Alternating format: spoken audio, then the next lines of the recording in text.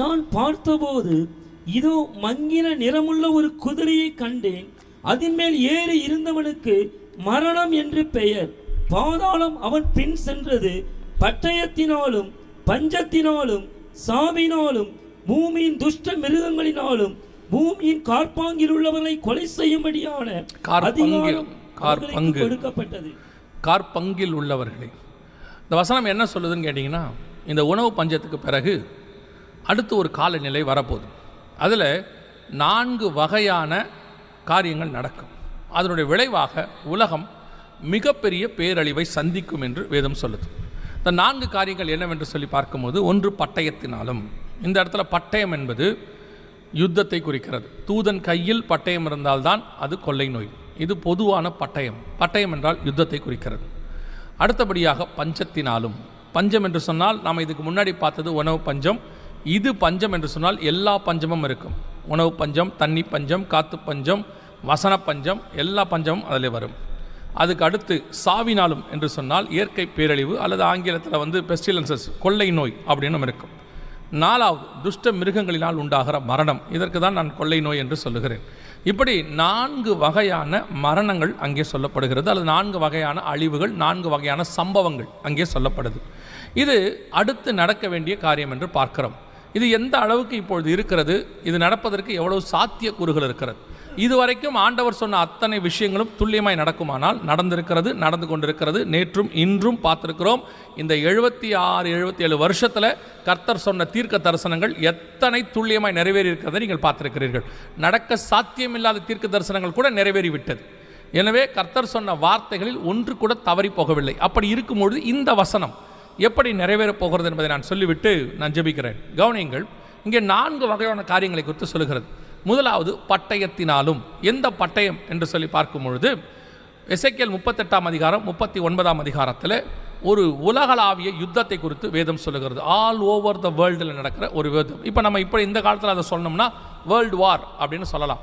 யார் யாருக்கு நடுவில் நடக்க போகுது அப்படின்னு சொல்லி நீங்கள் பார்த்தீங்கன்னு சொன்னால், அது இஸ்ரவேலுக்கும் ரஷ்யாவுக்கும் நடுவில் உள்ளதாக இருக்கிறது. எசேக்கியேல் 38:2 ரஷ்யாவை குறித்ததான ஒரு வார்த்தை இருக்கிறது. அது தமிழ் வேதாகமத்தில் அந்த பர்டிகுலர் வார்த்தை மொழிபெயர்ப்பு செய்யப்பட்டாகிவிட்டது. 38:2 மனுபுத்திரனே, மேசேக் தூபால் ஜாதிகளின் தலைமையான அதிபதியாகிய மாக்கோகு தேசத்தானாகிய கோகுக்கு எதிராக நீ உன் முகத்தை திருப்பி அப்படின்னு இருக்கும். ஆனால் அதே வார்த்தை ஆங்கிலத்தில் பார்க்கும்போது ரோஷ் அப்படிங்கிற ஒரு வார்த்தை அதில் காணப்படும். நீங்கள் பார்த்தீங்கன்னு சொன்னால் ஆங்கிலத்தில் ரோஷ் என்கிற பர்டிகுலர் வார்த்தை அதில் கொடுக்கப்பட்டிருக்கும். எல்லா இடத்திலும் இது எங்கெங்கெல்லாம் இருக்குது, அப்படி எந்தெந்த வேதத்தில் எந்தெந்த ஆங்கில வேதாகமத்தில் இருக்குது அப்படிங்கிறதும், எபிரேய மொழியிலையும் அந்த ரோஷ் என்கிற வார்த்தை இருக்கிறதையும் நாம் பார்க்க முடியும். ரோஷ் என்பது ரஷ்யாவை குறிக்கிறதான ஒரு வார்த்தை. எப்படி சொல்கிறீங்க அப்படின்னா, இஸ்ரவேலுக்கு வடபுறத்திலிருந்து வர வேண்டும் என்று சொல்லி நாம் பார்க்கிறோம். இது இஸ்ரவேலுக்கு மையமாக வைத்து வடபுறத்தில் நீங்கள் போட்டால் நேராக மாஸ்கோ ரஷ்யாவில் போய்த்தான் நிற்கும். இந்த யுத்தம் தான் நடக்கணும். இப்போ இந்த யுத்தத்துக்கான ஆயத்த பணி நடக்குது. நேற்றைய தினத்தில் நான் உங்களுக்கு சொன்னேன், குறிப்பிட்ட ஒரு இடத்திற்காக சண்டை ஆரம்பிக்கிறது. அந்த சண்டை எதை குறித்து போகிறது என்று சொன்னால், ஒரு டெம்பிள் மவுண்ட் என்று சொல்லக்கூடியதான அந்த வழிபாட்டு தலத்துக்கான அந்த மலை எங்களுக்கு வேண்டும் என்று 2 யூதர்களும் அங்கே இருக்கக்கூடியவர்களும் அதற்கான பாலஸ்தீனர்களும் சேர்ந்து அதற்கு சண்டை போட போகிறார்கள். அந்த சண்டை ஆரம்பித்து விட்டது. 2023 அக்டோபர் 7ஆம் மாதம் ஆரம்பிச்சிருச்சு. அந்த சண்டை தான் இப்பொழுது பெரிய சண்டையாக மாறப்போகுது. அதனுடைய அடுத்த கட்ட நகர்வு ஜூன் மாதம் முதல் 2 வாரங்களிலே ஐநா சபையில் இந்த காரியங்கள் வருகிறது. அதன் அடிப்படையில் அதுக்கு இஸ்ரவேல் இன்னைக்கு நான் சொல்லக்கூடியது, இன்னைக்கு அவர் தெளிவாக இஸ்ரேலிய பிரதமர் நெத்தன்யாகு சொல்லுகிறார், இந்த விஷயத்தில் அமெரிக்கா எங்கள் சைடு நின்றாலும் சரி, நிற்கா விட்டாலும் சரி, எங்கள் நிலைப்பாடில் எந்த மாற்று கருத்தும் இல்லை என்று சொல்லுகிறார். இன்றைக்கி ஈரானை அவங்க தாக்கிறதுக்கு தயாராகிட்டாங்க. ஈரானை கை வைக்கக்கூடாதுன்னு அமெரிக்கா சொல்லுது, பார்த்து செய்யுங்க, இப்போ நம்ம பண்ண வேணான்னு. இஸ்ரேலிய பிரதமர் சொல்கிறாரு, இல்லை நாங்கள் செய்கிறது உண்மைதான், ஈரானோட கூட யுத்தத்தை நாங்கள் ஆரம்பிக்க போகிறோம், அப்படி ஆரம்பிக்காவிட்டால் அது தவறாகிவிடும் அப்படின்னு அவர் சொல்கிறார். ஸோ இப்போ எல்லா விதத்திலும் இஸ்ரேலுக்கு எதிரான ஒரு சூழ்நிலை உருவாகிறது. இஸ்ரேலுக்கு பெரிய ஆதரவு கொடுக்குற முதல் நாடு எதுனா அமெரிக்கா. இப்போ அமெரிக்க அதிபர் சொல்கிறதையே இஸ்ரேலிய பிரதமர் கேட்க மாட்டேன் அப்படிங்கிற ஒரு இடத்துக்கு வருகிறார். ஆனால் காலநிலை மாறும். ஏதோ ஒரு சண்டை வந்துச்சுன்னா திருப்பி அவங்க 2 பேரும் ஒன்றா சேர்ந்துப்பாங்க, 2 பேரும் நண்பர்கள் ஆயிடுவாங்க, அது வேறு விஷயம். ஆனால் இப்போ நிலைமை அதுதான். எனவே இந்த 3ஆம் உலக யுத்தத்துக்கான மிக முக்கியமான அஸ்திவாரம் அந்த பட்டயத்தினாலும் என்று சொல்லக்கூடியது அங்கே இருக்கு. கிறிஸ்துவின் வருகையை குறித்ததான காரியத்தில் தான் இதில் ஒரு சிறு மாற்று கருத்து எல்லோருக்கும் இருக்கிறது. ஒரு சிலருக்கு இருக்கிறது. ஒரு சிலர் உபத்திரவ காலத்திற்கு முன்பதாகவே கிறிஸ்துவின் வருகை, சபை எடுத்துக்கொள்ளப்படுதல் இருக்கும் என்று விசுவாசிக்கிறார்கள், நம்புகிறார்கள். ஒரு சிலர் உபத்திரவ காலத்திற்கு நடுவே முதல் 3.5 வருஷம் முடிந்த பிறகு சபை எடுத்துக்கொள்ளப்படும் என்று சொல்லி நம்புகிறார்கள். இன்னும் ஒரு சிலர் 7 வருடங்கள் முடிவிலே தான் சபை எடுத்துக்கொள்ளப்படும் என்று சொல்லி அவர்கள் நம்புகிறார்கள். ஒவ்வொருத்தரும் அதற்கான வசனங்களையும் அதற்கு அவர்கள் கோணத்திலே அதற்கான விளக்கங்களையும் கொடுக்கிறார்கள். பொதுவாக உலகத்தில் இருக்கிற பெரும்பான்மையானவர்களால், வேத வல்லுநர்கள், ஆராய்ச்சி செய்கிறவர்கள் அத்தனை பேரால் ஏற்றுக்கொள்ளப்பட்ட மிக முக்கியமான கருத்துகளில் ஒன்று என்னவென்று சொன்னால், உபத்திரவ காலத்திற்கு முன்பதாகவே சபை எடுத்துக்கொள்ளப்படும். இதை நானும் விசுவாசிக்கிறேன். வேதத்தில் அப்படித்தான் சொல்லப்பட்டிருக்கிறது. நாங்கள் படித்த வரைக்கும் எங்களுக்கு போதித்தவர்களும் எங்களுக்கு அப்படித்தான் சொல்லிக் கொடுத்திருக்கிறார்கள். இதை குறித்து அநேக இடங்களிலே வேதத்தில் சாட்சிகளை பார்க்க முடியும். புதிய ஏற்பாட்டிலும் பார்க்க முடியும், அடையாளமாக பழைய ஏற்பாட்டிலும் பார்க்க முடியும். உடனே அந்த உபத்திரவ காலத்திற்கு முன்பதாக மீட்டுக்கொள்ளும்படி கிறிஸ்துவானவர் வருவார். நேற்று கூட நம்ம பார்த்தோம் இல்லையா, இஸ்ரவேல் ஜனங்களுக்கு ஒரு பெரிய உபத்திரவம் வந்தது 1936 43 வரைக்கும், ஏறக்குறைய ஒரு 7 வருஷங்கள். அதுவும் அதற்கு முன்பதாகவே கர்த்தர் அவர்களை மீட்கும்படி அந்த பால்ஃபர் டிக்ளரேஷன் வழியாக ஒரு 30 வருஷம் கர்த்தர் அவர்களுக்கு வாய்ப்பு கொடுத்தார். அந்த 20 வருஷத்தை அவர்கள் தவற விட்டு விட்டார்கள். அதற்கு பிறகு உபத்திரவம் வந்தது. வேதத்தை பொறுத்த வரைக்கும் எனக்கு முழு வேதத்திலும் நான் பார்க்கக்கூடிய ஒரு காரியம், தேவனுடைய சுபாவங்களில் ஒன்று என்னவென்று சொன்னால், உபத்திரவம் வருவதற்கு முன்பதாக அவர்களை அதிலிருந்து காப்பாற்றுவதற்கு கர்த்தர் முயற்சி செய்வார். அந்த உபத்திரவம் அவர்களால் வரக்கூடியது தான், ஆனால் அவர்களுக்கு ஒரு வாய்ப்பு கொடுப்பார் அதிலிருந்து மீட்பதற்கு. எல்லா காலகட்டத்திலும் நீங்கள் பார்க்க முடியும், நினிவே ஜனங்களுக்கு ஒரு பெரிய அழிவு வரக்கூடியதாக இருந்தது. அதற்கு முன்பதாக மீட்பதற்கு ஒரு வாய்ப்பு கொடுத்து யோனாவை அங்கே அனுப்பினார் என்று சொல்லி பார்க்கிறோம். அதே மாதிரி உலகம் முழுக்க ஒரு அழிவு வந்தது, அதிலிருந்து தப்பிப்பதற்கு ஒரு வாய்ப்பு கொடுத்தார் என்று சொல்லி நாம் பார்க்கிறோம். அறிவிப்பு கொடுக்கப்பட்டது, ஏனோக்கு எடுத்துக்கொள்ளப்பட்டார். ஏனோக்கு தான் அதை முதலாக அறிவித்தவர். யூதாவின் புஸ்தகம் 14-15 வசனத்தில் அது சொல்லப்பட்டிருக்கிறது. இப்படி ஒவ்வொரு உபத்திரவத்திற்கு முன்பதாகவும் கர்த்தர் ஜனங்களையோ சபையையோ அதிலிருந்து காப்பாற்றவே விரும்புவார், வாய்ப்பை கொடுப்பார். அதை ஏற்றுக்கொள்கிறவர்கள் அதிலிருந்து காப்பாற்றப்படுவார்கள். உதாரணமாக சோதோம் அழிவதற்கு முன்பதாக லோத்துக்கு ஒரு வாய்ப்பு கொடுக்கப்பட்டது. அதில் லோத்து காப்பாற்றப்பட்டார். அதில் லோத்துவின் மனைவி அதில் பாதிக்கப்பட்டார் என்று சொல்லி நாம் பார்க்கிறோம். அப்படியே சபைக்கும் வரப்போகிற உபத்திரவ காலத்திலிருந்து மீட்பதற்கு கர்த்தர் ஒரு வாய்ப்பை கொடுக்கிறார். அதுதான் உபத்திரவ காலத்திற்கு முன்பதாக சபை எடுத்துக்கொள்ளப்படும், காப்பாற்றப்படும். எல்லா சபையும் அல்ல, சபையில் இருக்கிற எல்லாரும் அல்ல. இந்த சபை போகும், அந்த சபை போகும் என்கிறதான பாகுபாடு இங்கே கிடையாது. அது ஒரு சிலர் வைத்திருக்கிறார்கள். சபையில் இருக்கிற எல்லோரும் போவார்கள் என்றும் உத்தரவாதம் கிடையாது. நான் ஒரு பெந்தகோஸ்தே சபையில், ஆவிக்குரிய சபையில் இருக்கிறேன், அதனால கண்டிப்பாக போய்விடேன் என்றால் அப்படியும் அல்ல. அவர்கள் பாரம்பரிய சபையில் இருக்கிறார்கள், போக மாட்டார்கள் என்றால் அப்படியும் அல்ல. அங்கேயும் கர்த்தருக்குரியவர்கள் இருக்கிறார்கள், இங்கேயும் கர்த்தரால் அருவருக்கப்படுகிறவர்களும் இருக்கிறார்கள். அநேகரை கர்த்தர் அழைத்தார் எகிப்திலிருந்து, ஆனால் அவரிடத்தில் அநேகரிடத்தில் அவர் பிரியமாய் இருக்கவில்லை என்று 1 கொரிந்தியர் 10ஆம் அதிகாரம் சொல்லுகிறது. அப்படியே நீங்கள் எதிர்பார்க்கிற சபையிலும் கைவிடப்படுகிறவர்கள் இருப்பார்கள், நீங்கள் எதிர்பார்க்காத சபையிலிருந்து எடுத்துக்கொள்ளப்படுகிறவர்களும் இருப்பார்கள். காலத்திற்கு முன்பதாக யாரையும் நியாயத்தீர்ப்பது நமக்கு உகந்ததல்ல. எனவே கிறிஸ்துவின் வருகை சம்பவிக்கும். ஆண்டவர் எல்லா இடங்களிலிருந்தும் தமக்குரியவர்களை எடுத்துக்கொண்டு போகிறார், ஆயத்தப்பட்டவர்களை. அப்படி இருக்கும் பொழுது இந்த வருகைக்கான அடையாளங்கள் என்னவென்று கேட்கிறார்கள். அதுதான் அந்த 8வது வசனம் வரைக்கும். அதற்கு பிறகு உபத்திரவ காலம் தொடங்குகிறது 14வது வசனம் வரைக்கும். 14வது வசனத்திலிருந்து 2வது 3.5 வருஷத்தில் நடக்கிற உபத்திரவத்தை குறித்து சொல்லுகிறது மத்திய 24ஆம் அதிகாரத்தில். ஸோ இந்த காலகட்டத்தில் நாம் தெரிந்து கொள்ள வேண்டியது, பெரும்பான்மையாய் நாம் எதை குறித்து பார்க்கிறோம் என்றால், உபத்திரவ காலத்திற்கு முன்பதாக கிறிஸ்து வரப்போகிறார். அதில் மீட்கப்படுவதற்கு நாம் என்ன செய்ய வேண்டும், அந்த மீட்கப்படுவதற்கு நாம் ஆயத்தப்படுவதற்கு, விசுவாசத்தை தூண்டுவதற்கு இந்த அடையாளங்கள் எல்லாம் நமக்கு போதுமானதாக இருக்கிறது. அதனால தான் அடையாளங்களை கர்த்தர் கொடுக்கிறார். வேதம் சொல்லுகிறது, அற்புதங்களினாலும் அடையாளங்களினாலும் வேத வாக்கியங்களை அவர் உறுதிப்படுத்தினார் என்று மார்க் எழுதின சுவிசேஷத்தில் 16ஆம் அதிகாரத்தில் நாம் வாசிக்கிறோம். எனவே கர்த்தர் சொன்னபடியே சில அடையாளங்கள், வருகைக்கு முன்பாக நடைபெற வேண்டிய அடையாளங்கள், சீஷர்கள் மத்திய 24:3 கேட்கும்பொழுது, உம்முடைய வருகைக்கும் உலகத்தின் முடிவுக்கும் அடையாளம் என்ன, எங்களுக்கு சொல்ல வேண்டும் என்று சொல்லி கேட்டார்கள். அந்த வருகைக்கான அடையாளங்களைத்தான் நாம் பார்க்கிறோம். நேற்றும் பார்த்தோம், இன்னைக்கும் பார்க்க போகிறோம், கர்த்தருக்கு சித்தமானால். இந்த வருகைக்கான அடையாளங்களிலே அங்கே 7 அடையாளங்கள் சொல்லப்பட்டதாக நான் உங்களுக்கு சொன்னேன். இதனுடைய விளக்கங்கள், அந்த 7 அடையாளங்களிலும் ஆண்டவர் எப்பவுமே பொதுவாக பூமி அதிர்ச்சிகள், கொள்ளை நோய்களை மட்டும் சொல்லவில்லை. அதுக்குரிய பர்டிகுலராக ஒரு விஷயத்தை குறிப்பாக சொல்லுவார். கொள்ளை நோய் என்றால் பிரதானமாக ஒரு கொள்ளை நோயை குறித்து அங்கே இருக்கும், அது ஒரு அடையாளமாக இருக்கும்.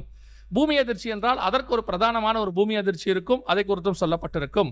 இப்படியாக இயேசுவின் வருகைக்கு முன்பாக நடைபெற வேண்டிய அடையாளங்களில் நாம் எந்த இடத்தில் இருக்கிறோம், நாம் எப்படிப்பட்டதான அடையாளங்கள் நமக்குள்ளே கடந்து போய் கொண்டிருக்கிறோம் என்பதைத்தான் இந்த 2ஆம் நாளிலே நாம் பார்க்க போகிறோம். வெளிப்படுத்தின விசேஷம் 6ஆம் அதிகாரத்தில் இயேசுவானவர் வருவதற்கு முன்பதாக, ஏன் என்று சொன்னால் 7ஆம் அதிகாரம் 9ஆம் வசனத்தில் சபை பரலோகத்தில் இருக்கிறதை பார்க்க முடிகிறது. இதோ சகல கோத்திரத்திலிருந்தும் ஜாதிகளிலிருந்தும் பாஷைக்காரிலிருந்தும் மீட்கப்பட்டதும் ஒருவரும் எண்ணக்கூடாததுமாகிய திரளான கூட்டமாகிய ஜனங்கள் வெள்ளை அங்கிகளை தரித்துக் கொண்டு தங்கள் கைகளிலே குருத்தோலைகளை பிடித்துக் கொண்டு சிங்காசனத்திற்கு முன்பாகவும் ஆட்டுக்குட்டியானவருக்கு முன்பாகவும் நிற்க கண்டேன் என்று வேதம் சொல்லுகிறது. இவர்கள் யார் என்று சொல்லி தூதன் கேட்கிறார். அதற்கு யோவான் சொல்லுகிறார் தெரியாது என்று சொல்லி. அதற்கு அந்த தூதன் சொல்லுகிறார், இவர்கள் ஆட்டுக்குட்டியின் ரத்தத்தினாலே தங்கள் வஸ்திரங்களை தோய்த்து வெளுத்தவர்கள் என்று சொல்லி, அதாவது கிறிஸ்துவினுடைய ரட்சிப்பினுடைய அனுபவத்தை பெற்றுக்கொண்ட பிறகு இவர்கள் பரலோகத்துக்கு வந்து நிற்கிறார்கள் என்று சொல்லப்படுகிறது. ஒருவேளை இவர்கள் உபத்திரவ காலத்தில் வந்தவர்கள் என்று சொல்லி நீங்கள் நினைக்கலாம். ஆனால் வெளிப்படுத்தின விசேஷம் 15ஆம் அதிகாரம் 2வது வசனத்தில் அந்த உபத்திரவ காலத்தில் மிருகத்திற்கும் அதன் சொரூபத்திற்கும் அதன் நாமத்திற்கும் உள்ளாகாமல் ஜெயம் கொண்டவர்கள் கண்ணாடி கடல் அருகே நிற்கவராக காணப்படுகிறார்கள். எனவே இந்த 7ஆம் அதிகாரம் 9ஆம் வசனத்தில் சொல்லப்படுகிற கூட்டம் எடுத்துக்கொள்ளப்படுகிற கூட்டம்.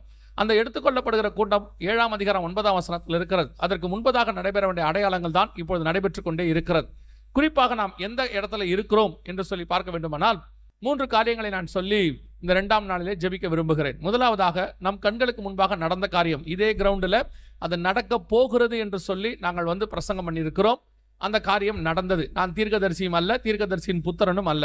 வேதத்தில் உள்ளதான வசனமும் உலகத்தில் நடக்கிற சம்பவத்தையும் இணைத்து சொல்ல வேண்டியது மட்டும்தான் எங்களுடைய ஊழியம். நான் தீர்க்க தரிசனம் உரைக்கிறது இல்லை. எனக்கு அப்படி ஒரு அழைப்பையும் கர்த்தர் கொடுக்கவில்லை. எனவே இது ஒரு சம்பவம் பைபிளில் இருக்கு, இப்படி நடக்க போகிறது, அதற்கான காரியங்கள் நடக்கிறது என்பதை ஒப்பிட்டு இதே கிரவுண்டில் நாங்கள் சொல்லியிருக்கிறோம். வெளிப்படுத்தின விசேஷம் 6ஆம் அதிகாரம் 4வது வசனத்தை வாசிங்கள். வெளிப்படுத்தின விசேஷம் 6ஆம் அதிகாரம் 4வது வசனம். சிவப்பான வேறொரு குதிரை புறப்பட்டது. அதின் மேல் ஏறி இருந்தவனுக்கு பூமியுள்ளவர்கள் ஒருவரை ஒருவர் கொலை செய்யத்தக்க சமாதானத்தை பூமியிலிருந்து எடுத்து போடும்படியான அதிகாரம் கொடுக்கப்பட்டது. ஒரு பெரிய பட்டயமும் அவனுக்கு கொடுக்கப்பட்டது. இந்த வசனத்தில் சொல்லப்பட்டிருக்கிறதான இது ஒரு ஓமையாக, ஓமை என்று சொன்னால் வேதத்தை பொறுத்த வரைக்கும் பரலோக ராஜ்யத்தின் ரகசியத்தை குறித்து சொல்லப்படுகிறது. நேற்றே கூட அந்த வசனத்தை நான் உங்களுக்கு குறிப்பிட்டு சொன்னேன். மத்திய எழுதின சுவிசேஷம் 13ஆம் அதிகாரம் 10-11 வசனங்களிலே ஏன் ஆண்டவர் ஓமைகளாக பேசுகிறார் என்று சொல்லி. ஓமைகள் என்று சொன்னால் குறிப்பிட்டவர்களுக்கு அதை வெளிப்படுத்துவதற்காக. ஏனென்று சொன்னால் வேதத்தில் ஆண்டவர் சொல்லும் பொழுது முத்துக்களை எடுத்து பன்றிகளுக்கு முன்னால் போட முடியாது என்று சொல்லியிருக்கிறார். பரலோக ராஜ்யத்தின் ரகசியங்கள் பொக்கிஷங்களை எடுத்து அதாவது எல்லோர் கையிலையும் அல்லது அதை விமர்சனம் பண்ணுகிறவர்கள் அல்லது பரியாசம் பண்ணுகிறவர்கள் முன்பாக போட முடியாது. அதனால ஆண்டவர் என்ன செய்கிறார், தம்முடைய சீஷர்களுக்கு யார் விருப்பப்பட்டு இதற்கான விளக்கம் என்ன, ஏன் ஓமையாய் பேசுகிறீர், இந்த ஓமைக்கு என்ன விளக்கம் என்று கேட்கிற சீஷர்களுக்கு அதை வெளிப்படுத்தி கொடுக்கிறார் என்று சொல்லி நாம் பார்க்கிறோம். அதே மாதிரி தான் வேதத்தில் உள்ள எல்லா ஓமைகளும் இருக்கிறது. போய் அவரிடத்துல கேட்கிறவர்களுக்கு கர்த்தர் அதை வெளிப்படுத்தி கொடுக்கிறார். அதன் அடிப்படையில் இந்த வெளிப்படுத்தின விசேஷம் புஸ்தகம் முழுவதுமே ஓமையாக, அதாவது கர்த்தர் ஒரு ஓமை என்றால் ஒரு காரியத்தை சொல்லி இன்னொரு காரியத்தை புரிய வைப்பது, அதன் அடிப்படையில் சொல்லப்பட்டிருக்கிறது. நீங்கள் வாசித்த வசனம் 6ஆம் அதிகாரம் 4வது வசனத்தில் ஒரு சிவப்பு குதிரை, அது எதை குறித்து சொல்லப்படுகிறது? குதிரை என்று சொன்னால் நான் கொஞ்சம் ஏன் உங்களுக்கு வேகமாக போகிறேன்னு கொஞ்சம் பேர் நீங்கள் நினைக்கலாம், ஏன் இவர் இப்படி வேகமாக போகிறாரு அப்படின்னு சொல்லி நீங்கள் யோசிக்கலாம். இருக்கிற காலநிலையில் அடுத்த சூழ்நிலை வருவதற்கு முன்பதாக நான் உங்களை முடித்து வீட்டுக்கு அனுப்பிடணும்னு நினைக்கிறேன். வேறு ஒன்றுமே கிடையாது. அதோடு கூட நேரமும் நமக்கு குறைவாக இருக்கிறது. அதனால தான் கொஞ்சம் வேகமாக போகிறேன். நான் சொல்கிறத கவனிச்சுட்டே வாங்க. வசனம் சொல்லும்போது மட்டும் எழுதி கொள்ளுங்க. வீட்டில் போய் அந்த வசனத்தை வாசிங்க. அப்போ உங்களுக்கு ஈஸியாக புரியும் கவனிச்சுக்கிட்டே வந்தீங்கன்னா. 6ஆம் அதிகாரம் 4ஆம் வசனம். அந்த 6ஆம் அதிகாரத்தில் 4 வகையான குதிரைகளை குறித்து சொல்லப்படுகிறது. 6:2 வெள்ளை குதிரை, 6:4 சிவப்பு குதிரை, 6:5 கருப்பு குதிரை, 6:8 மங்கின நிறமுள்ள குதிரை என்று சொல்லப்படுகிறது. இது குதிரைகளை குறித்து இதுக்கான விளக்கம் என்னவென்று சொன்னால், சகரியாவின் புஸ்தகம் 6ஆம் அதிகாரம் 5வது வசனத்தில் இந்த 4 குதிரைகளுக்கான விளக்கம் இருக்கிறது. 4 ஆவிகளாம், தேவனுடைய சித்தத்தை பூமியில செய்யக்கூடிய தேவனுடைய பணிவிடை ஆவிகள் என்று சொல்லி பார்க்கிறோம். கர்த்தர் தன்னுடைய திட்டத்தை பூமியில செய்வதற்கு தமக்கு கீழாக ஆவிகளை, அதாவது தூதர்களை வைத்திருக்கிறார் என்று சொல்லி நாம் பார்க்கிறோம். அப்படி பூமியிலே செய்யக்கூடியதான கர்த்தருடைய சித்தத்தை செய்யக்கூடியவர்கள் இவர்கள். அதுல சிவப்பு குதிரையில வரக்கூடியவர்கள் குறித்து ஒரு உவமை இருக்கிறது. அதாவது ஒரு காரியம் சொல்லப்படுகிறது. அவன் தன் கையிலே ஒரு பட்டயத்தை வைத்திருக்கிறான் என்று சொல்லி பார்க்கிறோம். தூதன் கையில் பட்டயம் இருந்தால் என்ன வரும் என்று சொல்லி பார்க்கும்போது 1 நாளாகமத்தின் புஸ்தகம் 21ஆம் அதிகாரம் 12வது வசனத்தில் இது எல்லாருக்கும் தெரிந்த சம்பவம். தாவீதினிடத்தில் 3 ஆப்ஷன், 3 காரியத்தை தீர்க்கதரிசி வந்து கேட்கிறார். என்ன செய்ய வேண்டும்? உனக்கு பஞ்சம் வர வேண்டுமா, கொள்ளை நோய் வர வேண்டுமா, உன் பகைவருக்கு பயந்து நீ ஊரை விட்டு ஓட வேண்டுமா என்று சொல்லி கேட்கும் பொழுது தாவீது 4வது ஆப்ஷனை செலக்ட் பண்ணி கர்த்தருடைய கரத்தில் விழுவேன் என்று சொல்லுகிறார். அதில் அவர்கள் சொல்லக்கூடிய ஒரு மிக முக்கியமான காரியம், கொள்ளை நோய் உனக்கு வேண்டுமா என்று கேட்கிறார்கள். அதற்கு நீங்கள் வாசித்த அந்த 1 நாளாகமம் 21ஆம் அதிகாரத்தில் 16வது வசனத்தில் ஒரு தூதன் பட்டயத்தை எருசலேமுக்கு நேராக நீட்டி இருக்க கண்டேன் அப்படின்னு இருக்கு. எருசலேமுக்கு நேராக பட்டயத்தை நீட்டி இருக்கும்பொழுது அன்னைக்கு இஸ்ரவேலில் என்ன நடந்தது என்று சொல்லி நீங்கள் பார்ப்பீர்கள் என்று சொன்னால் 14வது வசனம் 14ல் கிட்டத்தட்ட இஸ்ரவேல் முழுக்க கொள்ளை நோய் வந்ததாக சொல்லப்படுகிறது. அன்னைக்கு மட்டுமே 70,000 பேர் இறந்து போனார்கள் என்று சொல்லி நாம் பார்க்கிறோம். அதோடைய அர்த்தம் என்னவென்று சொன்னால், ஒரு தூதன் ஒரு பட்டயத்தை ஒரு நகரத்திற்கு நேராக நீட்டி இருக்கும் பொழுது அங்கே கொள்ளை நோய் வரும் என்று சொல்லி நாம் பார்க்கிறோம். இப்போ 6ஆம் அதிகாரம் 4ஆம் வசனத்திலே ஒரு தூதன் பட்டயத்தை நீட்டியிருக்கிறான், பூமி முழுக்க நீட்டியிருக்கிறான் என்று சொல்லப்படுகிறது. பூமியில் உள்ளவர்கள் ஒருவரை ஒருவர் கொலை செய்யத்தக்கதாக. இந்த மத்திய 24ஆம் அதிகாரத்தில் உடைய வருகைக்கான அடையாளங்கள் என்னவென்று கேட்டபோது இயேசு சொன்ன அடையாளங்களில் 7 ஒன்று கொள்ளை நோய்கள் என்று சொல்லப்படுகிறது. அந்த கொள்ளை நோய்களுடைய விசேஷமான மிக முக்கியமான காரியத்தை தான் அங்கே சொல்லப்படுகிறது. அதாவது இஸ்ரவேல் ஜனங்கள் கடைசி காலத்தில் திரும்பி வருவார்கள். அவர்கள் வந்த பிறகு நடக்க வேண்டிய சம்பவம் இதெல்லாம். கடைசி காலத்தில் இஸ்ரவேல் புத்திரர் திரும்பி வருவார்கள் என்பதற்கு நேற்று தினத்தில் ஆதார வசனங்களை நாம் பார்த்தோம். குறிப்பாக ஓசியாவின் புஸ்தகம் 3ஆம் அதிகாரம் 4-5 வசனத்தில் கடைசி காலத்தில் இஸ்ரவேல் புத்திரர் திரும்பி வருவார்கள் என்று வேதம் சொல்லுகிறது. அதன் அடிப்படையில் இஸ்ரவேல் புத்திரர் 1948 தனிநாடாக பிரகடனப்படுத்தப்பட்டார்கள். அதற்கு பிறகு நடக்கிற சம்பவங்கள் தான் 6ஆம் அதிகாரம் வெளிப்படுத்தின விசேஷத்தில் இருக்குது. கரெக்டாக இஸ்ரவேல் ஜனங்கள் தங்கள் நாடை ஸ்தாபித்து 70 வருஷம் முடிந்த பிறகு 1948 2018 வரைக்கும் சரியாக 70 வருஷம் முடிந்த பிறகு 71வது வருஷத்துல 2019 இந்த தீர்க்க தரிசனம் 6ஆம் அதிகாரம் 4வது வசனம் தீர்க்க தரிசனம் நிறைவேறியது. ஒரு கொள்ளை நோய் பூமி முழுக்க பரவியது. அந்த கொள்ளை நோய் எப்படி பரவும் என்று வேதம் சொல்லுகிறது. பூமியில் உள்ளவர்கள் ஒருவரை ஒருவர் கொலை செய்யத்தக்கதாக என்று சொல்லப்படுகிறது. நீங்கள் இந்த வார்த்தையை மறந்திருக்க மாட்டீர்கள். குவாரண்டைன் அல்லது தனித்திரு, விழித்திரு, விலகீரி என்கிற வார்த்தையை மறந்திருக்க மாட்டீங்க. இதெல்லாம் நமக்கு ஏற்கனவே நல்லா பழக்கப்பட்டுருச்சு. 6 மாதம் 1 வருஷமா நம்ம காதில் அது விழுந்துட்டே இருந்துச்சு.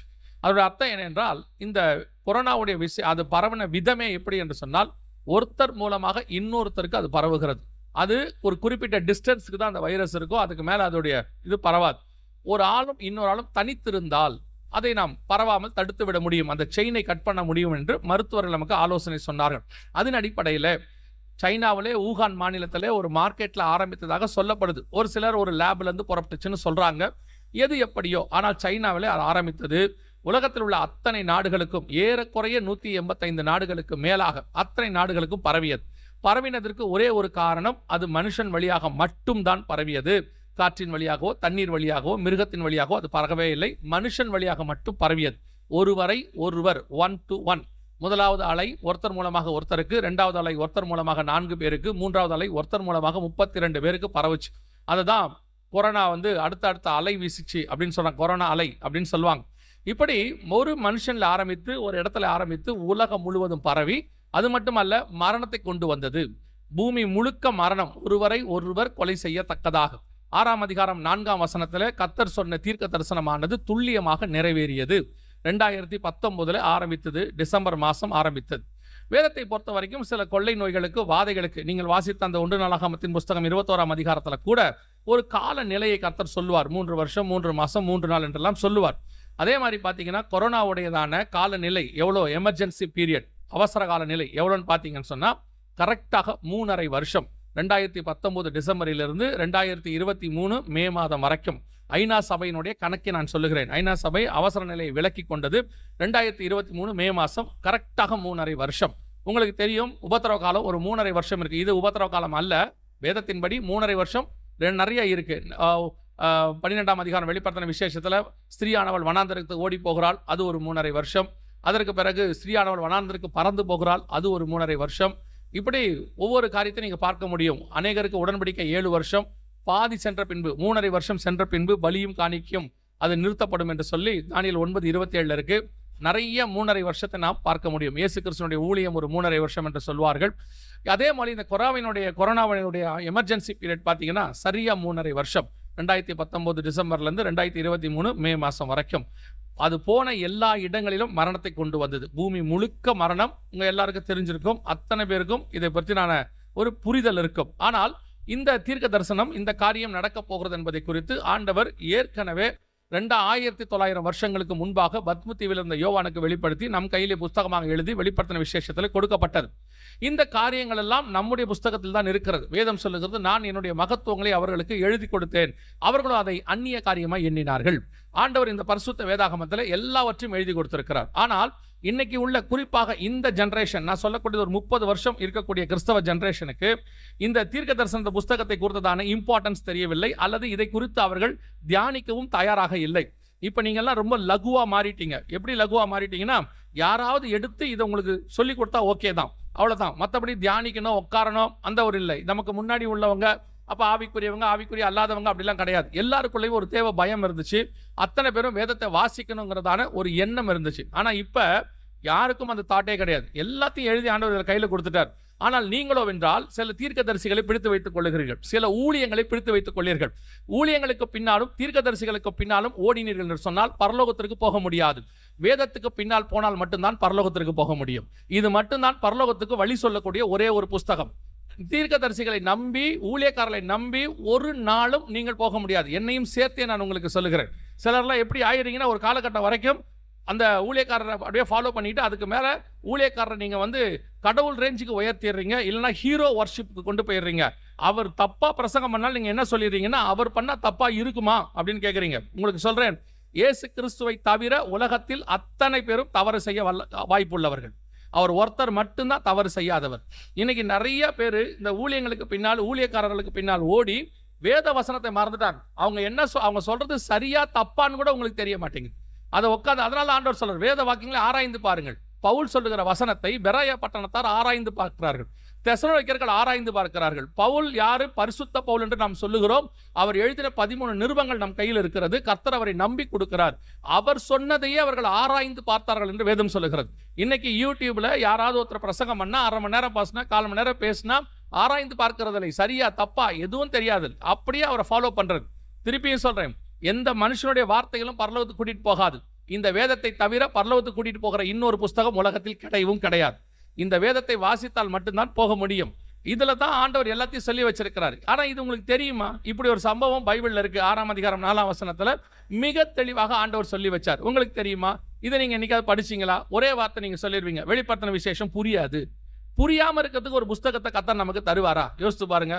அப்பேற்பட்ட சர்வ ஞானம் உள்ள தேவன் நமக்கு புரியும்படி லகுவாக தான் பேசியிருக்கிறார். இவரை மாதிரி நமக்கு புரிகிற மாதிரி பேசக்கூடிய ஒரு டீச்சர், ஒரு தேவன் உலகத்திலே கிடையாது. அவ்வளவு தெளிவா நமக்கு பேசி வச்சிருக்கிறார். ஆனா நீங்க சொல்ற ஒரு வார்த்தை, வெளிப்படுத்தின விசேஷம் புரியாது. இன்னும் கொஞ்சம் பேர் சொல்றீங்க, அதெல்லாம் ரொம்ப படிச்சிருக்கணும். இந்த மாதிரி வார்த்தையெல்லாம் நீங்க சொல்லுவீங்கன்றதுக்காக தான் இந்த வெளிப்படுத்தின விசேஷத்தை அவர் யார் கையில் கொடுத்தாருன்னா, படிச்ச நல்ல பவுல் கையில் கொடுக்காம படிப்பறிவில்லாத எங்களை கொண்டு அப்படின்னு வேதம் சொல்லுது. படிப்பறிவில்லாதவர்கள் அப்படின்னு யோவானையும் பேதுருவையும் அப்போஸ்தலர் நடவடிக்கைகளில் சொல்லப்படுது. அந்த யோவானுக்கு தான் கர்த்தர் வெளிப்படுத்தின விசேஷத்தை கொடுத்தார். அதோட அர்த்தம் என்னன்னா, இந்த வெளிப்படுத்தின விசேஷத்தை படிக்கிறதுக்கு படிப்பறிவு அவசியம் இல்லை, ஆவியானுடைய அறிவு இருந்தால் போதும், ஆவியானுடைய ஞானம் இருந்தால் போதும், அவர் சொல்லிக் கொடுக்கறத கேட்கிற காது இருந்தால் போதும். இன்னைக்கு சபை ஊழியக்காரனுடைய சத்தத்துக்கு தான் செவி சாய்க்கிறதே ஒழிய ஒரு நாளும் இந்த ஆவியானவர் சத்தத்துக்கு செவி சாய்க்கிறதில்லை. அதனால தான் ஆவியானவர் சொல்றார், ஆவியானவர் சொல்லுகிறதை காதுள்ளவன் கேட்க கடவன் என்று சொல்லுகிறது. ஆண்டவர் இதை சொல்லி வச்சிருக்கிறார். ஏறக்குறைய 1900 வருஷத்துக்கு முன்னாடி இப்படி ஒரு பொக்கிஷம் இது உள்ள இருக்குது. இதை ஆண்டவர் சொல்லி இருக்கிறாரு. நாம இதை படிக்கல, நம்ம வீடுகளில் இந்த வேதத்தில் இதெல்லாம் சொல்லப்பட்டிருக்கிறது. எத்தனை பேர் இதை நாம் கேட்டுக்கொண்டோம்? வரப்போகிறதான ஒரு பெரிய அழிவை இதிலிருந்து நீங்கள் தப்பித்திருக்க முடியும், அல்லது ஒரு கூட்டத்தை காப்பாற்றி இருக்க முடியும். நாம் தவற விட்டு விட்டோம். இப்போ நீங்க எப்படி இதுலேருந்து தப்பிச்சிருக்கலாம், எப்படி ஜனங்களை காப்பாற்றியிருக்கலான்றது ரெண்டாவது, நான் அதுக்கு அப்புறம் சொல்றேன். ஆனால் இந்த வேதத்தில் சொல்லப்பட்ட இந்த காரியத்தை ஏன் படிக்காமல் விட்டுவிட்டோம்? சரி, அப்படியே இருக்கட்டும், நமக்கு தெரியவில்லை. நம்முடைய ஆண்டவருடைய பெரிய தயவு என்ன தெரியுமா? ஒருவேளை நாம் அப்படி தெரியாதவர்களாக இருக்கிற அப்படி ஒரு சூழ்நிலை இருந்தாலும் கூட உடனே அவர் என்ன செய்கிறாரு, அதை தெரியப்படுத்துகிறதுக்கு யாரை வச்சாவது சொல்றாரு. இப்போ கவனிங்க, நேபுகாத் நேச்சாருக்கு சொப்பனத்தின் வழியாக பேசுறாரு. நேபுகாத் நேச்சாருக்கு புரியலை, தானியேலை கொண்டு விளக்குகிறார். பெல்ஷாச்சாருக்கு ரத்தம் தோய்ந்த கரம் எழுதுகிறது, பெல்ஷாச்சாருக்கு புரியவில்லை, தானியேலை கொண்டு பேசுகிறார். பார்வோனுக்கு சொப்பனம் வருகிறது, புரியவில்லை, யோசேப்பை வைத்து கர்த்தர் பேசுகிறார். ஆண்டவர் யாரை கொண்டாவது அதை விளக்குவதற்கு வல்லமை உள்ளவராக இருக்கிறார். இன்னும் சொல்லப்போனால் தானியேலுக்கு காட்டப்படுகிற தரிசனம் தானியேலுக்கு தெரியவில்லை, புரியவில்லை. அவர் கேட்கிறார், 10 கொம்புகளை குறித்தும் சின்ன கொம்புகளை குறித்தும் நான் அறிய ஆவலாக இருந்தேன். 7ஆம் அதிகாரம் தானியேல்ல இருக்கு. அப்போ ஒரு தூதனை அனுப்பி கர்த்தர் அதை எக்ஸ்பிளைன் பண்ணி சொல்றாரு, இதுக்கு அதுதான் காரணம் அப்படின்னு சொல்றாரு. யோசிச்சு பாருங்க, வெறும் சொல்லிவிட்டு புரியுதோ புரியலோன்னு விட்டுட்டு போற ஆண்டவர் கிடையாது. புரியலன்னு சொன்னா அதை உட்காந்து சொல்லி கொடுக்குற ஆண்டவர் நமக்கு இருக்கிறார். இப்போ இந்த காரியம் நமக்கு தெரியல, ஆண்டவர் என்ன செஞ்சார் தெரியுங்களா? இது வருவதற்கு முன்பதாக, ஏறக்குறைய 1.5 வருஷத்திற்கு முன்பதாக 2018 உலக சுகாதார மையத்தை வச்சு இந்த காரியத்தை வெளிப்படுத்தினார். கவனிங்க, இது அவர்கள் வெளியிட்டதான ஒரு வீடியோ. வரலாற்றில் இதுவரை கண்டிராத மிகப்பெரிய அளவில் உயிரிழப்பை ஏற்படுத்தக்கூடிய நோய் ஒன்று பரவ உள்ளதாக உலக சுகாதார நிறுவனம் எச்சரிக்கை விடுத்துள்ளது. ஜெனீவாவை தலைமை இடமாக கொண்டு இயங்கும் உலக சுகாதார நிறுவனமானது மூத்த ஆராய்ச்சியாளர்களுடன் அவசர ஆலோசனை நடத்தியது. அதில் ஒட்டுமொத்த உலக மக்களின் சுகாதாரத்துக்கு அவசர நிலை ஏற்படும் அளவு புதிய நோய் பரவ இருப்பதாகவும், இதுவரை கண்டிராத அளவுக்கு உயிர் சேதங்களை அந்த நோய் ஏற்படுத்தும் என்றும் எச்சரிக்கை விடுக்கப்பட்டது. இது தொடர்பான ஆராய்ச்சியில் ஈடுபடுமாறு ஆராய்ச்சியாளர்களுக்கு வலியுறுத்தப்பட்டது. இந்த நோய்க்கு டிசீஸ் எக்ஸ் என்று பெயரிடப்பட்டுள்ளது. இது 2018 வந்ததான வீடியோ. ஒரு பெரிய விஷயம் என்னன்னா, இதை உலக சுகாதார மையம் வெளியிட்டாங்க. எல்லா நாட்டுக்குமே அவங்க அறிக்கையை அனுப்புனாங்க. அந்தந்த நாட்டினுடையதான தலைமை அரசாங்கம் அந்தந்த மாநிலங்களுக்கு அதை அனுப்பி விட்டாங்க. அந்தந்த மாநில அரசாங்கம் அந்தந்த மொழியில் எல்லா மீடியாக்கள்லையும் இதை சொன்னாங்க. அத்தனை பேருக்கும் இது அறிவிக்கப்பட்டது உலகளாவிய. இதே கிரவுண்டில் இதை பற்றி நாங்கள் பேசியிருக்கிறோம். இப்படி ஒன்று வரப்போகுது, ஆண்டவர் சொல்லியிருக்கிறாரு, இப்படி ஒரு காரியம் நடக்க போகுது அப்படின்னு சொல்லி. இப்போது உலக சுகாதார மையம் ஒரு பெரிய கொள்ளினை உலக அளவிய, அதான் அவங்க சொன்னது அதான், மிகப்பெரியதான உயிர் சேதத்தை இதுவரைக்கும் வரலாறு காணாத அளவுக்கு, அன்னைக்கு அதுக்கு பேர் கிடையாது சொன்னாங்க. அதையும் தான் இங்கே சொன்னோம், சபைகளுக்கு சொன்னோம்.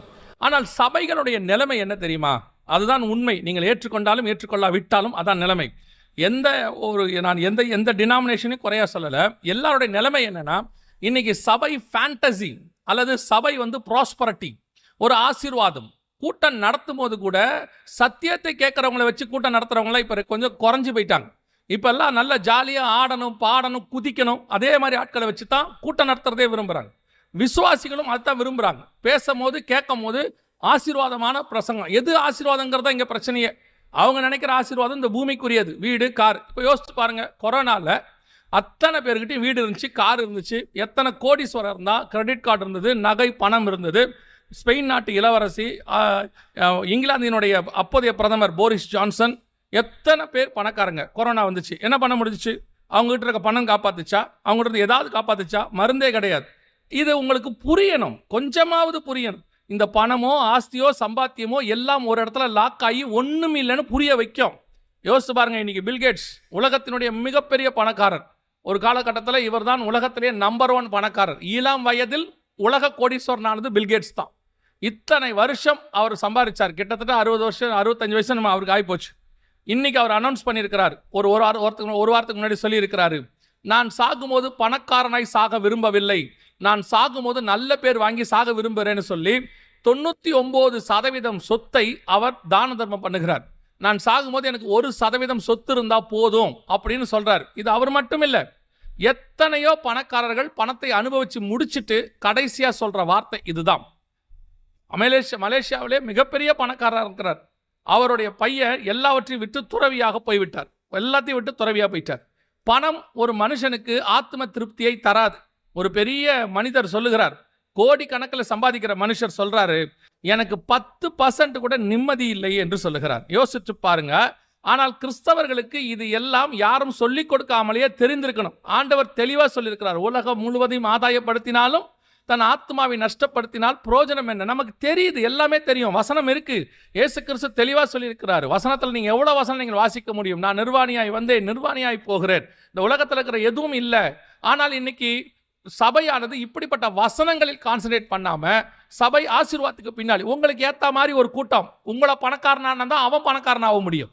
உங்களுக்கு அதை போதிச்சு உங்களை பணக்காரனாக்கி அவங்க பணக்காரனாக விரும்புகிறாங்க.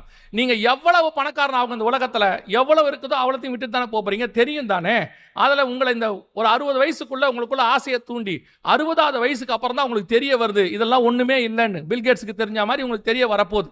ஆனாலும் சில ஊழியர்களும் அப்படித்தான் இருக்கிறார்கள். நீங்களும் அப்படிப்பட்ட ஊழியர்களை தான் தெரிந்து கொள்ளுகிறீர்கள். கவனித்துக் கொள்ளுங்கள். கொரோனா ஒரு மிக முக்கியமான ஒரு பாடத்தை சொல்லிக் கொடுத்தது. என்ன தெரியுமா? இது எதுவும் நம்மை காப்பாற்றாது என்பது தெரிஞ்சிருச்சு. வீட்டுக்குள்ள இருக்கிற பத்திரமோ, நகையோ, ஆஸ்தியோ, சம்பாத்தியமோ, கிரெடிட் கார்டோ, டெபிட் கார்டோ காப்பாற்றாது. ஹாஸ்பிட்டலில் ஐசியூவில் ஒரு பெட்டு கிடைக்கல, ஆக்சிஜன் ஒரு சிலிண்டர் கிடைக்கல, ஜனங்கள் 1000 கணக்கில் மடிந்து போனார்கள். அப்போ உங்களுக்கு தெரிஞ்சிருக்கணும், அதோட புரிஞ்சிருக்கணும். ஆனால் புரிஞ்சிச்சானா? இல்லை. இன்னும் அதை விட மோசமான நிலைமைக்கு சபை போய் கொண்டிருக்கிறது. கொஞ்சம் ஏதோ தேடி வந்த மாதிரி இருந்துச்சு 2021, 22 கொஞ்சம் பரவாயில்லாமன்னு. இப்போ அதை விட மோசமான கண்டிஷனுக்கு சபை போயிட்டு இருக்குது. ஒரு காலகட்டத்தில் சபையில் சினிமாக்கார மாதிரி ஆடிக்கிட்டு இருந்தான், இப்போ சினிமா பாட்டையே பாட தொடங்கிட்டான். கொரோனாவுக்கு முன்னாடி சினிமா மாதிரி பாடினான், இப்போ சினிமாவே பாடுறான். அந்த அளவுக்கு சபை மோசமாக போகுது. தெரிஞ்சுக்கொள்ளுங்க, நீங்க எவ்வளவு பெரிய சபைக்கு போனாலும் சரி, அவர் எவ்வளவு பெரிய ஊழியக்காரா இருந்தாலும் சரி, அவர் என்ன படிச்சிருந்தாலும் சரி, அல்லது அவருக்கு பின்னாடி எத்தனை 1000 ஆத்துமா இருந்தாலும் சரி, கர்த்தருக்கு வசனத்துக்கு பின்னாடி சத்தியத்துக்கு போகாத சபை பரலோகத்துக்கு போகாது. எத்தனை பேர் கூட்டம் இருக்குன்றது இங்கே முக்கியமே இல்லை. உங்க சபையில எவ்வளவு கூட்டம், என்ன டினாமினேஷன், என்ன பேர் வந்தாலும் இங்க கிடையாது. கர்த்தருக்கு முன்பாக சபை கரை திரை அற்றதாக இருந்தால் மட்டும்தான் பரலோகத்துக்கு போகும். அதுதான் கொண்டு போகும். இது உங்களுக்கு புரியணும். இன்னைக்கு பாருங்க, இவ்வளோ பெரியதான ஒரு வியாதி வந்துச்சு. உலகம் முழுக்க கோடிக்கணக்கில், குறைஞ்சபட்சம் என் கணக்கு 10 கோடி பேராவது செத்துருக்கணும். எப்படின்னு கேட்டிங்கன்னா, சைனா வந்து மக்கள் தொகையில் நம்பர் 1ல் இருந்துச்சு, நம்பர் 2க்கு போயிருச்சு. அப்போ கொஞ்சம் குறைஞ்சபட்சம் ஒரு 10 கோடி பேராவது செத்துருக்கணும். அப்படி ஒரு பெரியதான ஒரு வாதை. அது வர்றதுக்கு முன்பதாக கர்த்தர் வேதத்தில் சொல்லி இருந்தார். அதற்கு முன்பதாக 1.5 வருஷத்துக்கு முன்னாடி இப்படி உலகம் முழுவதும் எல்லா மக்களுக்கும், ஏன் தெரியுமா, நினிவேல அழிவு வரதுக்கு முன்னாடி யோனாவை அனுப்பி வச்சார். அனுப்பும்போது ஆண்டவர் சொன்ன வார்த்தை என்ன தெரியுமா, அவர்களுக்காக நான் பரிதவிக்கிறேன் அப்படின்றார். மனஸ்தாபப்படுறார் ஆண்டவர். இவ்வளோ பேர் இருக்கிறாங்களப்பா, 1,20,000 பேர் இருக்கிறாங்களேன். அதே ஆண்டவர் இன்னைக்கு இருக்கிறார். ஏன்னா அவர் நேற்றும் இன்றும் என்றும் மாறாதவர். அன்னைக்கு 1,20,000 பேருக்கு அவர் பரிதவித்திருப்பாரானால் இந்த கோடிக்கணக்கான ஜனங்களுக்கும் அவர் பரிதவிச்சிருப்பார். அப்படி இருக்கும் பொழுது இந்த அழிவு வரும்போது யோனாவை விட அதிகமாக எச்சரிப்பு கொடுத்தார். சபைகளுக்கு தனியாக கொடுத்தார். ஒவ்வொருத்தருக்கு வேதத்தில் சொல்லினார். அது இல்லாம இந்த மாதிரி ஆண்டவர் சொல்லி கொடுத்தார். ஆனால் சபை செவிசாய்க்கவில்லை. சபை அதை புரிஞ்சு கொள்ளவில்லை. சபை மட்டும் தயாராக இருந்திருக்குமானால் ஒரு பெரிய கூட்டத்தை காப்பாற்றி இருக்க முடியும். ஏன் தெரியுமா, இப்பவும் சொல்றேன், கொரோனாவுக்கு ப்ராப்பர் வேக்சின், இன்னும் ப்ராப்பர் மெடிசன் இன்னும் வரல. வேக்சின் தான் இருக்கு, இன்னும் மெடிசன் அவங்க 100% கொண்டு வரல. வரப்போகுதுன்னு சொல்றாங்க. வேக்சின் என்பது தடுப்பூசி, மெடிசன் என்பது மருந்து. வராமல் தடுக்கிற தடுப்பூசி தான் இருக்குதே ஒழிய, இதோ இப்போ திருப்பி வந்திருக்குன்னு சொல்றாங்க. இன்னைக்கு கூட ஒருத்தர் இறந்து போயிட்டாராமா, மகாராஷ்டிராவில் சொல்லியிருக்கிறாங்க. திருப்பி வர்றதுக்கு வாய்ப்பு இருக்கிறது. ஆனால் இந்த கொரோனாவுக்கு மெடிசன் கிடையாது. ஆனால் மெடிசன் எங்கே இருந்துச்சு தெரியுமா, திருச்சபைக்குள்ள மட்டும்தான் மெடிசன் இருந்தது. விசுவாசிகள் கையில் மட்டும்தான் மெடிசன் இருந்தது. ஊழியக்காரங்கிட்ட மட்டும்தான் மருந்து இருந்துச்சு. அந்த மருந்து வேற ஒன்றும் இல்லை, நம்ம ஆண்டவர் நமக்கு சொல்லிட்டு போன மருந்து. அவருடைய காயங்களால் நாம் குணமாகிறோம். இயேசு கிறிஸ்துவின் நாமத்தினாலே வியாதியஸ்தர்கள் மேல் கரங்களை வைப்பீர்கள், நீங்கள் சொஸ்தமாவீர்கள் என்று சொன்னார். நாம் என்ன செய்தோம்? நம்மளால ஏன் அதை செய்ய முடியல? ஏன் அப்படி? ஏன்னா ஆண்டவர் அதுக்கு ஒரு ஃபார்முலா வச்சுட்டு போயிட்டார். அதுக்கு ஒரு காரியத்தை சொல்லிட்டார். என்ன சொன்னார்னா, விசுவாசிக்கிறவர்கள் நடக்கிற அடையாளங்கள் ஆவன. இந்த அற்புத அடையாளம்லாம் நடக்கணும்னா என்ன வேணும்? விசுவாசம் வேணும். விசுவாசம் சபையில் வரணும்னா என்ன பண்ணணும்? அதுக்கும் ஆண்டவர் சொல்றாரு, கேள்வியினாலே விசுவாசம் வரும். அப்படின்னா என்ன அர்த்தம்? எவ்வளவுக்கு எவ்வளவு நீங்கள் விசுவாச வார்த்தையை கேட்குறீங்களோ அவ்வளவுக்கு அவ்வளவு விசுவாசம் உங்களுக்குள்ளே வர்த்திக்க பண்ணும். அந்த விசுவாசத்தினால தான் அற்புத அடையாளங்கள், வரப்போகிற வாதைகளிலிருந்து நீங்கள் தப்பிக்க முடியும். பாருங்க, எகிப்தில் அவ்வளோ வாதை வரப்போகுது. அதுக்கு முன்னாடி கர்த்தர் சொன்ன வார்த்தை என்ன தெரியுமா, நீ போய் இஸ்ரவேல் ஜனங்கிட்ட இந்த அற்புதத்தை காட்டும்பார். அவர் மோசே கிட்ட கோலை போட்டு பாம்பாக்குறது எல்லாமே யாருக்காகன்னு கேட்டீங்கன்னா, என் ஜனங்கிட்ட போய் காட்டும்பார். எதுக்காகனா, எகிப்தில் ஒரு வாதை வரப்போகுது. அந்த வாதை எனக்கு வந்துரும்னு ஜனங்க பயப்படக்கூடாது. ஏன்னா இதை நடத்துறது இஸ்ரவேலின் தேவன். அந்த தேவன் உங்களுக்கு அதை வர பண்ணார், அவர் பாதுகாப்பாரு. முதல்ல இவங்களுக்கு விசுவாசம் வரணும். இவங்க விசுவாசத்தை வர்த்திக்க பண்றதுக்கு தான் ஃபர்ஸ்ட் இவங்க கிட்ட போய் செய்ய சொன்னார். அதே தேவன் தான் நமக்கு இருக்கிறார். இன்னைக்கு நாம சபையில விசுவாச வார்த்தையை கேட்கறது நிறுத்திட்டோம். நீங்க கேட்கிற விசுவாச வார்த்தை என்பது ஆசீர்வாதம் தான். அந்த ஆசீர்வாதம் தான் விசுவாச வார்த்தை. என்ன ஆசீர்வாதம்? வீடு கொடுப்பார், கார் கொடுப்பார், வியாபாரத்தை ஆசீர்வதிப்பார், பிள்ளை கல்யாணம் பண்ணி வைப்பார், பிள்ளையை கொடுப்பார், வெளிநாட்டில் வேலை கொடுப்பார். இதுதான் நீங்கள் கேட்ட விசுவாச வார்த்தை. இதை தவிர வேற ஒன்றையும் நீங்கள் விரும்பவும் இல்லை. நீங்கள் விரும்பாததுனாலே அதை போதிக்கிறவர்களும் இல்லை. நிறைய ஊழியக்காரங்க கெட்டு போனதுக்கு காரணமே நீங்க தான். நீங்க அப்படி கேட்க ஆரம்பிச்சது. நிறைய விசுவாசி கெட்டு போனதுக்கு காரணம் ஊழியக்காரன், அவன் அப்படி பேசினது. அதனுடைய விளைவு என்னாச்சு? கொரோனா வந்தபோது ஒன்று, ஆசீர்வாதத்தை பேசினவங்களுக்கு விசுவாச வார்த்தை இல்லை, விசுவாசத்தில் பலப்படலை. அதனால என்ன ஆச்சு? பெரிய ஒரு வாதையை எதிர்த்து நிற்க வேண்டிய கூட்டம். இன்னும் சொல்ல போனால் அந்த வாதையில அவர்கள் ஒரு பெரிய சாட்சியாய் நின்று இருக்கணும். எகிப்து முழுக்க வாதை வந்தது, இஸ்ரவேலில் இருந்த அந்த கோசேன் நாட்டில் மட்டும் வரவில்லை என்று வேதம் சொல்லுது.